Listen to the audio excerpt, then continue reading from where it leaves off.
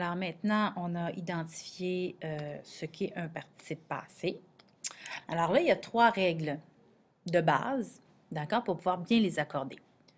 On va commencer avec les participes passés. Et là, vous allez me permettre de faire juste P-A-R-T, passé, puis à un moment donné, vous allez voir, ça va devenir PP pour participe passé. Bon. Alors, on va commencer avec le participe passé qui va être employé sans auxiliaire. Donc, on va dire qu'il est employé seul. D'accord? Donc, les participes passés employés seuls. Et là, vous allez m'entendre dire très souvent les PPS. Alors, le PPS, le participe passé employé seul. Alors, ça c'est une abréviation que je vais utiliser souvent. Donc, c'est plus rapide. OK? Mais c'est ce que ça veut dire, participe passé employé seul. Alors, qu'est-ce qu'un participe passé employé seul? Eh bien, c'est un adjectif tout simplement, comme je vous l'ai un petit peu mentionné plus tôt dans mes consignes de l'exercice. Alors, si j'écris, je ne sais pas moi, cette fleur,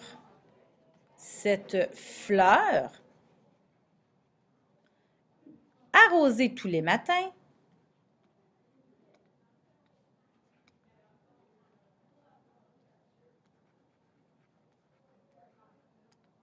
yes,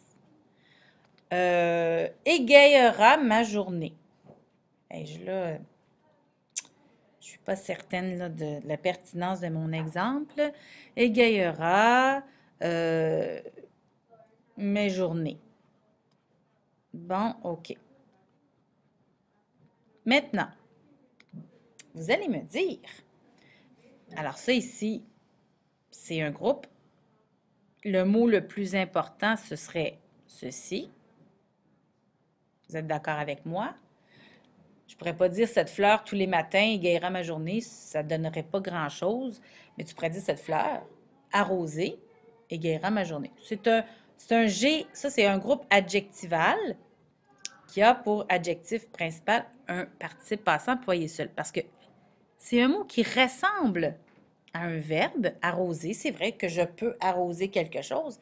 Mais là, comme il est employé seul, est-ce qu'en avant de ce mot-là, il y a être ou avoir? Non. Alors, s'il n'y a ni être ni avoir, on dirait qu'il s'accorde avec le nom. OK? Alors, tout ça, c'est un grand groupe. C'est un GN qui contient un GH, qui contient un autre... enfin, bref, on y reviendra. Mais ce qu'il faut comprendre, c'est que qu'est-ce arrosé, là, ça se rapporte à ta fleur. Donc, c'est un adjectif. OK? Donc, si c'est un adjectif et qui se rapporte à fleur, on sait que fleur, c'est féminin. Oups, là, singulier. Alors, je serai donc obligée d'aller mettre, et là, je vais changer de couleur. Je vais mettre ça en rouge. Un E. Vois-tu? OK. Alors, on fait un autre exemple. Si je dis fatigué, virgule, ses élèves désirent rester à la maison. Bon. Alors, quand je dis fatigué, de qui? De qui? Hein, je parle de qui? Je parle de ses élèves. Vous êtes d'accord avec moi? Est-ce que j'ai un auxiliaire être ou avoir en avant ici? Non. Donc, il est employé seul. Il s'accorde avec le nom élève.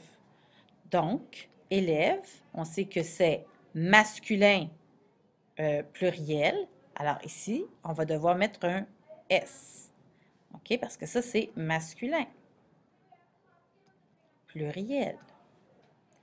Il y a différentes formes maintenant de terminaison de participes passés. Vous pouvez avoir des participes passés qui se terminent en « et ». Vous pouvez avoir des participes passés qui se terminent en « i ». Vous pouvez avoir des participes passés qui se terminent en « u ». D'accord?